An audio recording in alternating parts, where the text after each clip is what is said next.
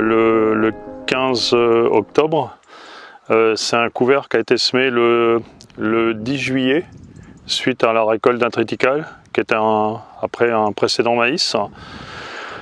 Un triticale qui a fait 55-60 quintaux, qui était pour l'année pas trop mal en Sologne, parce qu'on a une pluviométrie qui a été hyper réduite, hein. On était à 200 mm tout compris le 1er juillet. Quand on est arrivé à la fin août, on était à 280 mm. Et puis au 15 octobre, on était à 330 mm. On avait pris quand même 80 mm sur septembre. Ce qui explique une partie de la végétation qu'on a là. Et puis là, on vient de reprendre 40 mm, donc on doit être à peu près à 420 mm. Donc vraiment une année très très sèche. À l'époque, il faisait 40 degrés extérieur, tout était sec, un peu grillé. La question c'était est-ce qu'on sème, est-ce qu'on sème pas. On s'est posé quand même la question. Et ma foi, on avait encore un peu d'humidité résiduelle dans le sol. On a semé. J'ai gardé comme principe que si on sème pas, on n'a jamais rien qui pousse. Donc il faut commencer par semer, puis après on verra. On arrive à mettre les graines un petit peu en profondeur pour se garantir d'être un peu plus frais et d'avoir de l'humidité. On a semé avec le disque parce que c'était l'outil qui était sur la ferme, et puis on referme pas mal, on presse pas mal derrière avec ce semoir là. Peut-être pas le meilleur, mais c'était notre outil au moment, et donc ça a levé péniblement, ça a levé, ça a survécu tout l'été sans flotte. On a passé 2 mois sans flotte avec canicule en répétition. Je me rappelle d'un appel de mes collègues José et Franck fin août, me disant ouais, c'est un petit peu vert, mais on se pose bien la question, qu'est-ce qu'on va faire manger aux animaux pendant l'hiver, puisque ça va être transformé par des animaux, et des moutons en l'occurrence. Et puis toute la végétation était quand même là, était en place, et on a eu un premier coup d'eau début septembre qui a réveillé la végétation, et puis après le processus s'est mis en place, et en fait on a produit cette biomasse là en quasiment 1 mois et demi. Quelle biomasse à peu près, tu sais? Là on doit être à entre 5 tonnes et demie et 6 tonnes de matière sèche, quoi. Sans compter le racinaire. Dans le cycle, parce que ce sera un maïs l'année prochaine, dans le cycle on risque de faire encore 2 tonnes au printemps. Donc c'est un couvert qui au final va faire globalement au moins 7 tonnes, 8 tonnes si on compte les racines, etc.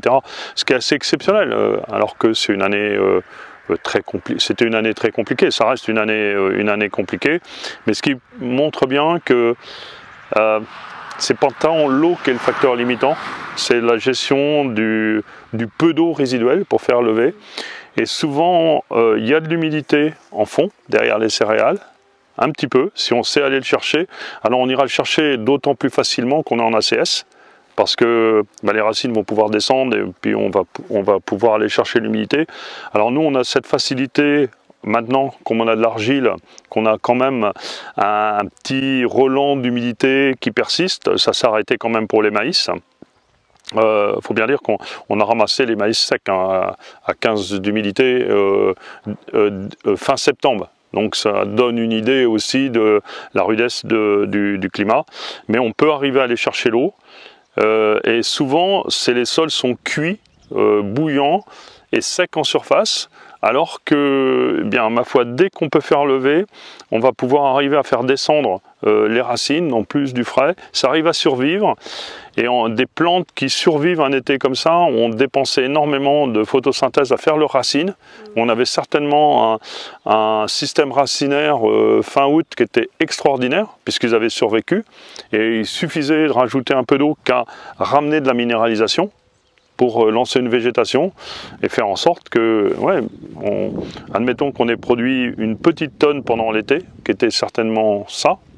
On a rajouté quasiment 5-6 tonnes de matière sèche dans le couvert en l'espace de 6 semaines. Donc, ce qui veut dire qu'on est quasiment à 1 tonne de matière sèche semaine. Là, on a de l'eau. Maintenant, c'est plus un souci. Ça va même devenir un problème pendant la période hivernale. Mais on a pour moi encore 2 semaines de croissance de potentiel avant d'arriver à la Toussaint. Ils annoncent quand même des températures sympas, et si on a du soleil un peu la semaine prochaine, parce que on va pouvoir encore faire de la matière sèche, et je pense qu'on va encore arriver à faire 1 tonne de matière sèche de plus, voire 2 d'ici la Toussaint. Donc là oui, on va taper les 8 tonnes de matière sèche cette année. Donc fallait semer, hein. Et ça me conforte, hein. Ça fait globalement 20 ans que je sème des couverts végétaux. Ouais, j'ai commencé en 2000, donc ça fait, on va dire, 21-22 ans. Sur toutes ces périodes-là, il n'y a qu'une année où j'ai pas eu de couvert qu'on levait, 2019. Après, j'ai eu des couverts un peu d'exception, et ma foi, cette année, je suis dans le top 5 des couverts végétaux que j'ai fait dans ma carrière. J'ai eu beaucoup de couverts aux alentours de 3, 4, 5 tonnes, mais dépasser les 5 tonnes, atteindre les 6, 7, 8 tonnes, là, je vais être dans mon top 5, quoi.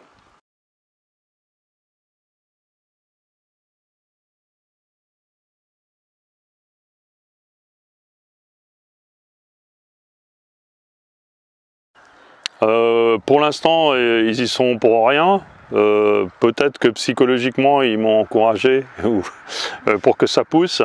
En tout cas, lorsqu'on sème les couverts, je sens qu'il y a des troupeaux qui me regardent et qui disent t'as pas intérêt de louper ton couvert parce que c'est quand même notre casse-croûte pour l'hiver.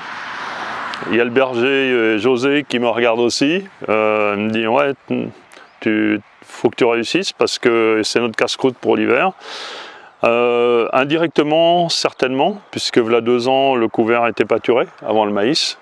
Donc en fait, il y a un historique de pâturage, peut-être de 3-4 pâturages successifs depuis 10 ans qu'on a des animaux sur la ferme. Et en fait, au-delà des brebis, ce qui est certain dans la réussite du couvert, c'est pas le mélange.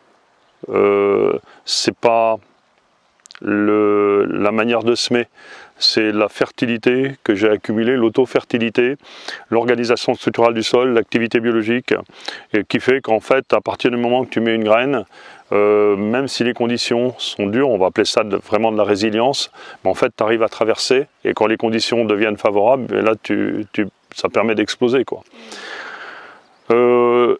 Ça me sécurise également sur l'implantation de mon maïs l'année prochaine, puisque j'ai réussi en l'espace de, si on compte le mois de juillet, août, septembre, octobre, on va dire 3 mois, à faire ce développement de végétation avec quasiment pas d'eau, simplement un petit peu d'eau sur la fin.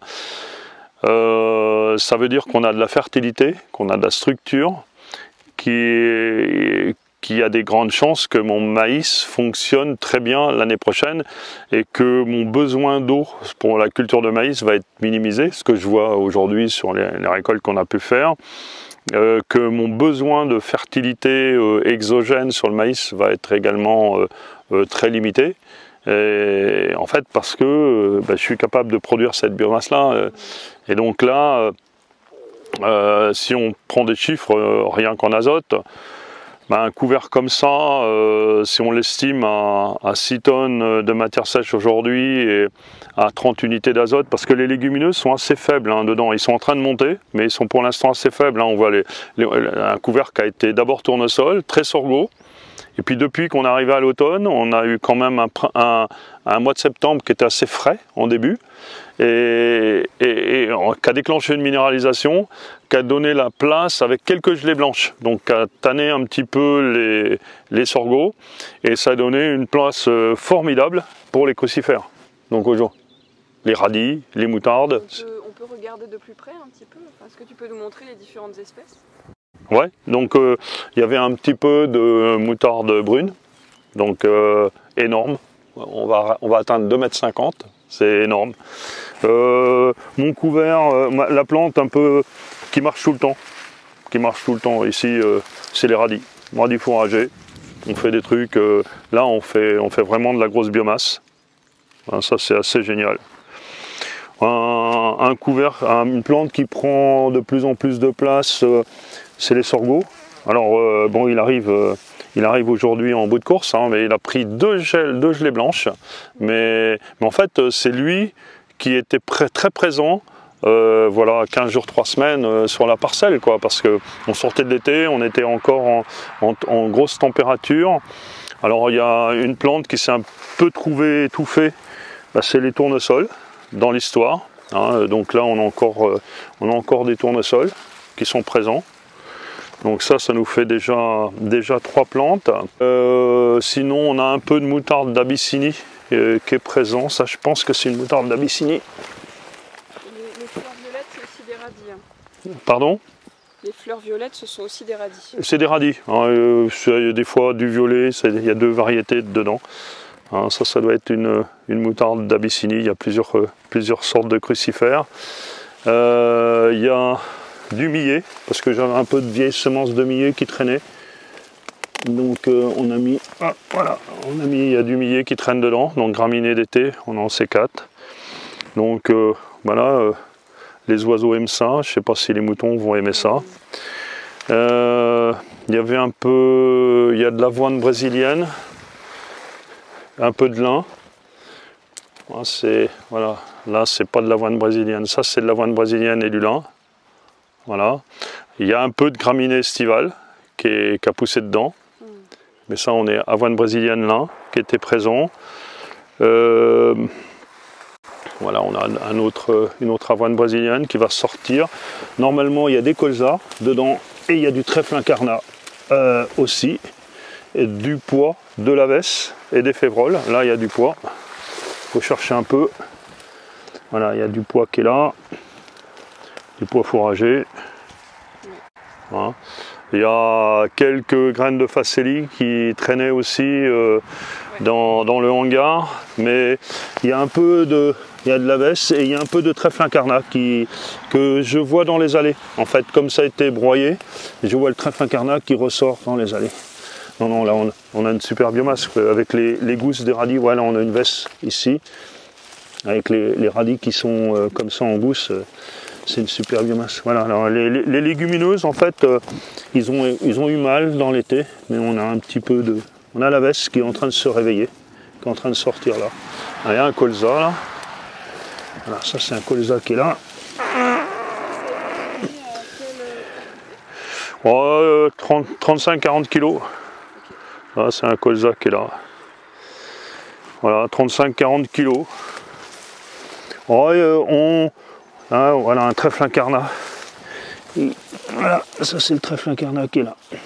Donc l'objectif c'est que voilà, ça c'est le trèfle incarnat, c'est qu'au printemps on va être plus sur la présence de trèfle incarnat, de colza, peut-être un peu de vesse.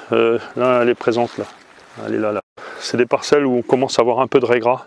Donc il y aura, où c'est pâturé, on accentue un peu notre problème de raies-gras. Donc parce qu'en fait, c'est une plante qui est très bien adaptée au pâturage, donc qui est déjà présente, mais le couvert le tient. Mais quand on enlève le couvert avec les moutons et qu'on amène de la fertilité, c'est le raies-gras qui va s'imposer. Hein, mais bon, ça nous fait la parcelle reste verte. Donc c'est ennuyeux, mais c'est pas un problème en tant que tel. On va monter un peu la quantité de graminées estivales, mais ça c'est quasiment inévitable, surtout une année un peu comme cette année où ça a été compliqué d'installer le couvert. c'est un petit peu le prix à payer pour avoir la biomasse, quoi. C'est un peu le prix à payer pour avoir la biomasse. Donc là, tu disais, tu parlais de la quantité d'azote. Ouais, la quantité d'azote, on peut estimer qu'on a à peu près 200 points d'azote, entre 180 et 200 points d'azote dans le couvert aujourd'hui. Donc, qui est lié non pas à ce que les légumineuses ont fixé, parce que les légumineuses ont très peu fixé pour l'instant. Ils vont prendre de la place progressivement dans l'hiver et au printemps, mais qui est lié à la minéralisation qu'on a eue. Parce que c'est des sols qui ont un peu d'auto-fertilité. Et en fait, comme ils étaient très chauds et secs, le peu d'eau a vraiment déclenché une grosse minéralisation. Donc, ce qui explique la végétation, mais au moins on l'a stocké. Et cette fertilité-là me donne deux points en fait, d'ancrage assez sympa pour gérer ma fertilité future du maïs. Ça veut dire que bon, c'est des sols qui, à l'année longue, si le climat est sympa, peuvent sortir entre 250 et 300 unités d'azote. Donc, qui permettent une production assez conséquente sans trop de fertilité exogène. Alors bien sûr, il y a le passé couvert, mouton, apport de compost, non labour également depuis 25 ans. Mais là, on a une idée de l'autofertilité qu'on a là. En fait, on peut faire des belles analyses, mais là, on a la vérification factuelle dans la parcelle. Ensuite, ce couvert-là, comme il va être consommé par les moutons, il va me restituer sur ma culture de maïs à peu près la moitié. On va dire, il va me restituer entre 80 et 100, parce qu'en fait, on va baisser le C sur N. Donc là, des 200 que j'ai là, il y a une partie qui va partir dans la matière organique, dans l'activité biologique, puis une partie qui va m'être restituée progressivement sur le maïs. Comme j'ai de l'autofertilité, je suis à peu près certain que ma parcelle va pouvoir aussi sortir entre 150 et 200 sous mon maïs, quoi qu'il arrive. Donc je suis à peu près assuré d'avoir entre 200 et 250 points d'azote pour faire un maïs. Donc ça, c'est certainement l'année prochaine, comme je l'ai fait cette année, des maïs qui recevront un engrais starter. Entre 30 et 40 unités d'azote en engrais starter, point barre. Point barre. Et en fait, quand on atteint un niveau d'autofertilité comme ça, cette année, comme il a fait très sec pendant la partie maïs, eh bien, on est plutôt sur des rendements en fonction des parcelles de 5, 6, 7 tonnes en maïs. Et il suffisait d'un petit coup d'eau correct sur le mois de juillet et le mois d'août pour monter à 10 tonnes, puisque tout le monde était là. Mais en fait, j'avais pas besoin de gérer avec précision ma fertilisation, parce que si j'avais de l'eau, j'avais de la minéralisation, et mon sol allait accompagner. Donc j'avais besoin d'accompagner la mise en place de la culture au départ, et après dans un système avec assez de fertilité ou d'auto-fertilité, c'est le système qui va accompagner en fonction du potentiel. Donc tu n'as pas besoin de faire des calculs compliqués, tu seras ni en dessous ni au-dessus. Le système va te mettre comme il faut. Alors ceci étant dit, il ne faut pas rentrer dans une situation de rêve non plus.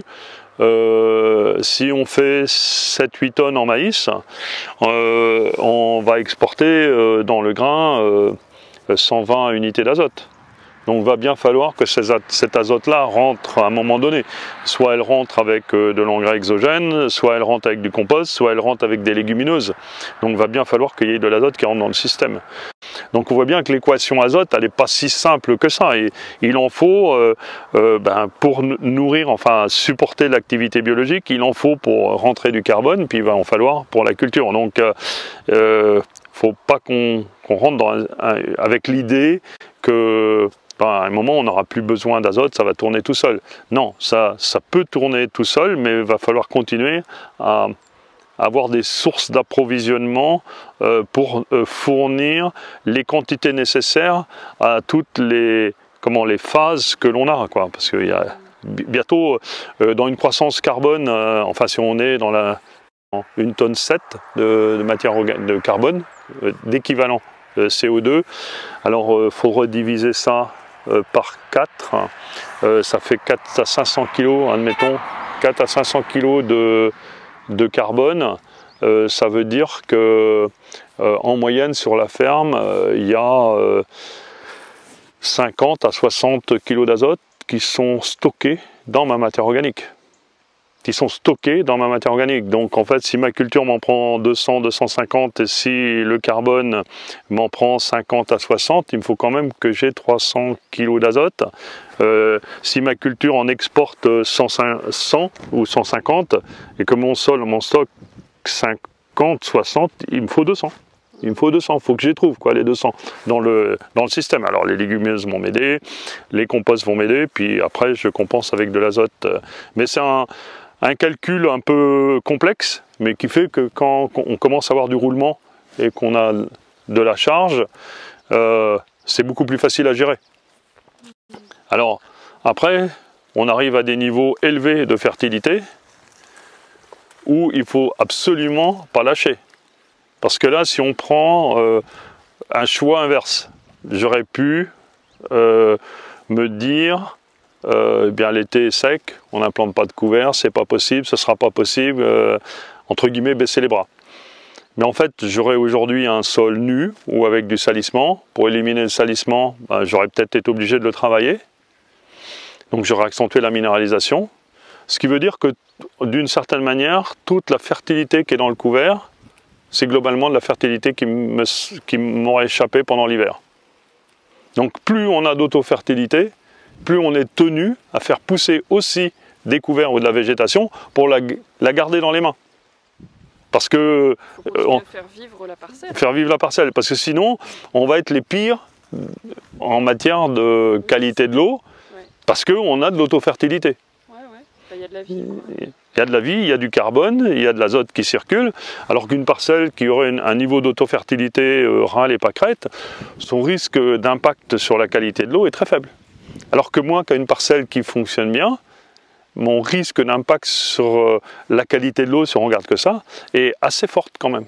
Donc je suis tenu à rouler haut et je suis tenu à la réussite. Que cette fertilité soit bien utilisée, quoi. Voilà. Sinon, on peut en gaspiller beaucoup et avoir des impacts négatifs qui sont assez forts, quoi. Est-ce qu'en parlant de carbone, on peut regarder un peu le sol pour voir un truc assez génial de la présence de l'élevage, parce que en fait là on a plein de choses intéressantes qui sont en train de se passer. C'est qu'en fait les animaux ont un choix alimentaire. Ce serait très compliqué d'analyser ce qu'ils ont mangé. Parce que si on vient, on fauche la biomasse, on va avoir une biomasse, on va l'analyser, on va dire ça a telle valeur. En fait, que les animaux ont choisi plus ce qu'ils avaient besoin et presque individuellement ce qu'ils avaient besoin. Donc ça, c'est un premier point.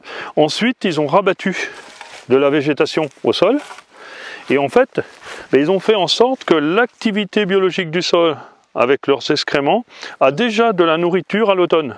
Tandis que sur un couvert qui pousse comme ça, l'activité biologique n'a pas vraiment de nourriture. En fait, elle a l'ancien mulch.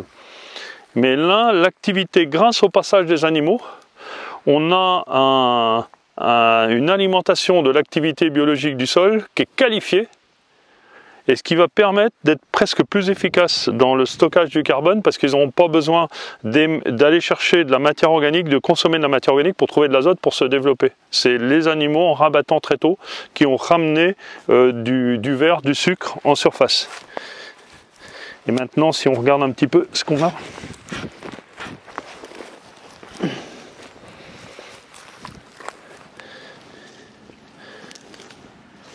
Voilà. Donc là,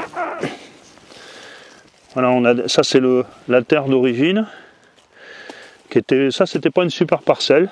Et puis on a bien noirci la partie surface. On va peut-être reprendre une autre bêche parce que ça se défait un peu trop facilement.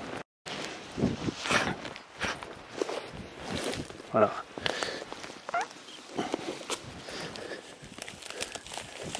Voilà, ça c'est une parcelle qui était assez ingrate, ça. Ouais. Et en fait, voilà, là, on a bien noirci la zone de surface. Voilà, on a l'activité biologique qui est en place, qui descend même de la matière organique dans le sol. Et en fait, une partie de notre source de fertilité est quand même en surface. Tu vois, c'est là, ils sont au casse-croûte. Et là, en fait, grâce à l'élevage, on qualifie l'alimentation, alors que eux ont souffert de l'été sec aussi, l'activité du sol. Et donc ça permet de rentrer de la fertilité, de rentrer du carbone dans le système. En fait, si on prend les couverts, si on considère un coefficient isohumique, donc c'est-à-dire la quantité de matière organique qui va rester dans le système pendant un peu plus de temps, généralement on est dans du 20%.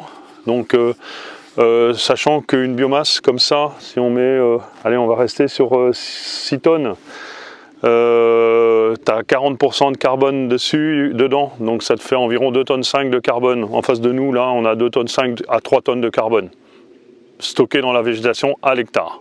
À l'hectare.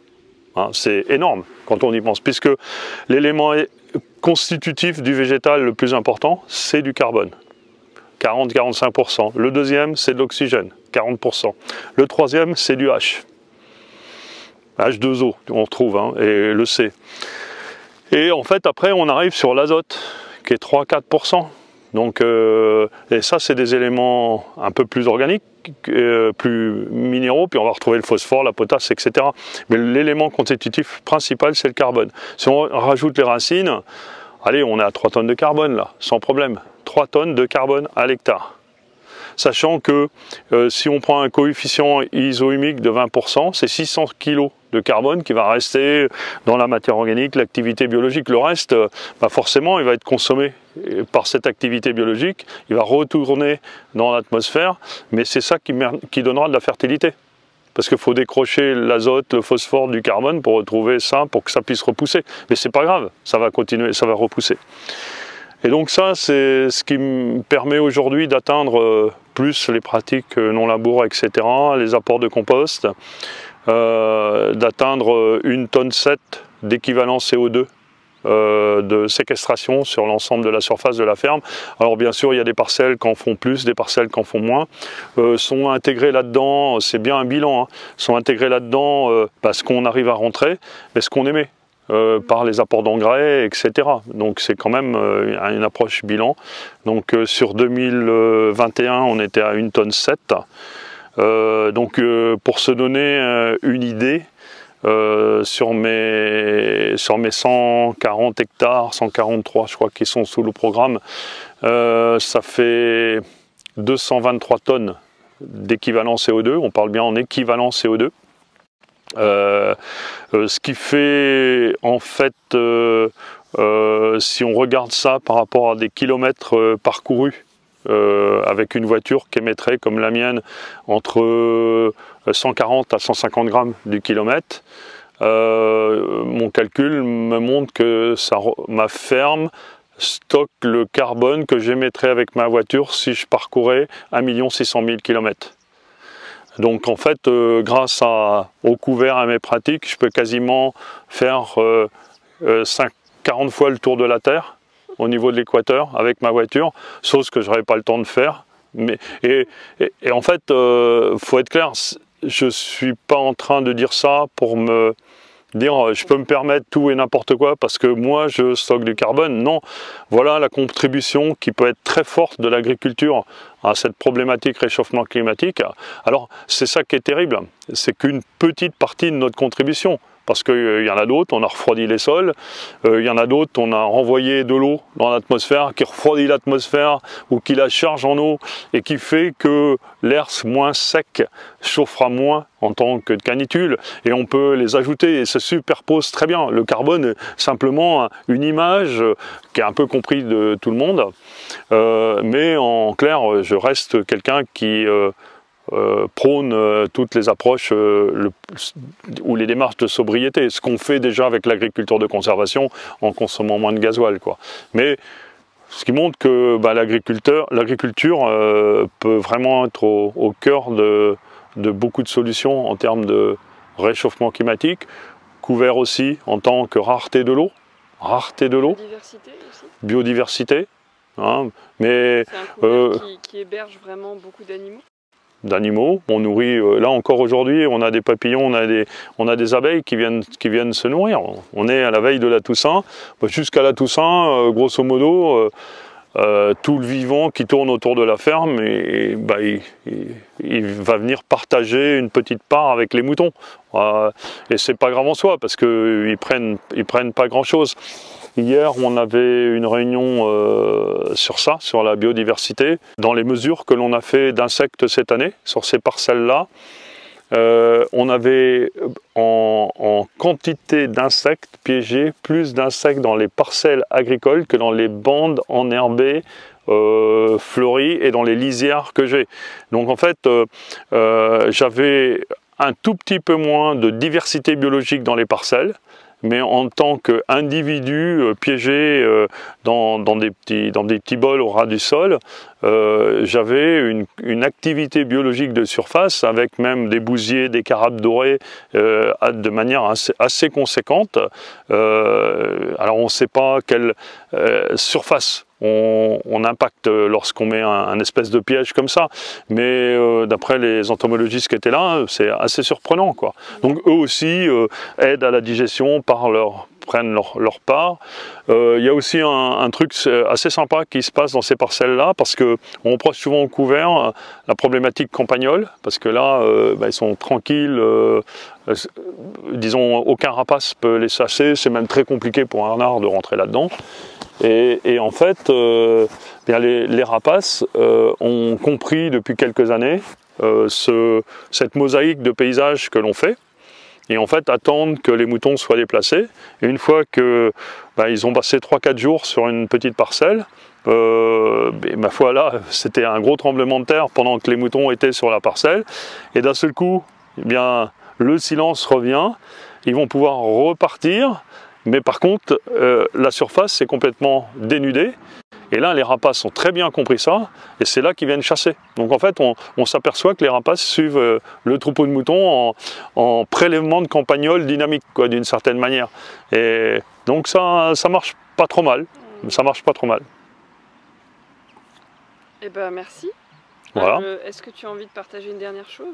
La dernière chose, c'est que, en fait, quand on a des couverts, les parcelles ressemblent à ça.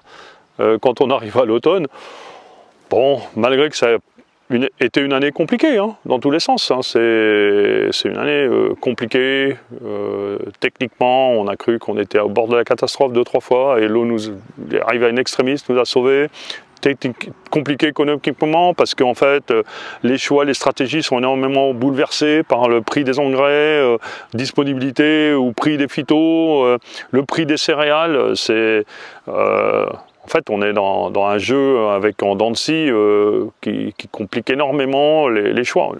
Aucune assurance de ce qui va se passer demain, où j'avais 50 hectares de maïs, avec comment on allait le sécher, quel prix on allait avoir le gaz, et en fait c'est le climat qui a séché le maïs au final. Donc tant pis, tant mieux, ou tant mieux, tant pis, mais ça s'est passé comme ça. Mais énormément d'inquiétudes, compliquées, mais bon, on arrive en fin de saison, de se retrouver avec ça dans les champs, ouais, ça nourrit aussi son agriculteur, ça permet de refaire un peu de stock de positif pour aborder l'hiver un peu plus sereinement, et puis aborder la campagne suivante avec encore plein d'envie, parce qu'on risque d'avoir encore de belles difficultés, mais il faut qu'on soit bien armé pour la traverser, parce que quoi qu'il se passe, quelles que soient les conditions, il faudra qu'on remplisse notre rôle d'agriculteur, c'est-à-dire de produire de la biomasse, de produire du grain, et il faudra qu'on sème.